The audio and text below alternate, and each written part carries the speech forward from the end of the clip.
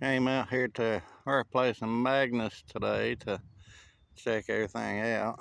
There's a lot of flooding going on at the White River, which is not too far from here. As you can tell, our creek is still on the banks, but let's see if I can kind of pinpoint where it might have gotten up to. Deal is, our yard is full of water, but deal is this creek probably was above our bank.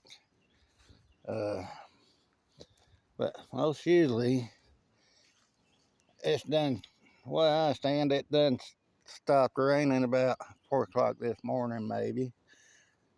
We was over in Oklahoma, it stopped raining in, about the time we went to Oklahoma yesterday, and about the time we crossed over into Oklahoma, all the rain was gone from Oklahoma.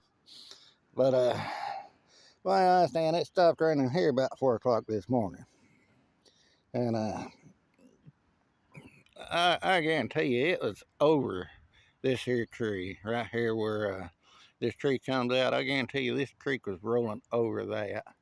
But if it stops raining for about an hour or two, most usually with this creek above our bank, it usually within an hour or two goes back down into its banks. I mean, it's rolling good, but it's at a good standstill now. I'm gonna look at something else here. Last time it got up, it was trying to put this black walnut tree back on the bank that we cut down and sent over the bank. You can see where it's trying to wash away some of the bank there. I'm gonna have to fill that back in. That's a hole I've been filling in just about all year.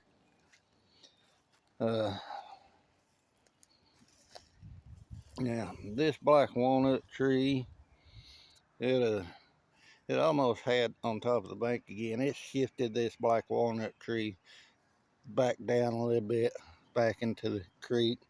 Only thing holding this black walnut tree here is them vines that you see on the edge of them rocks. Them vines have it tangled up.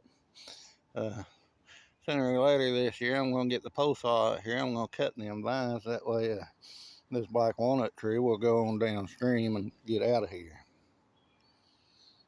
Like I say, I just wanted to kindly show you what the creek looked like today, and if you can kindly see that tree across the creek, you can see a wet area that's wet right there to the almost up to that branch that's coming out right in there, almost to the branch coming out. But I would say this water got up that high, and as you tell now it is back down into its banks.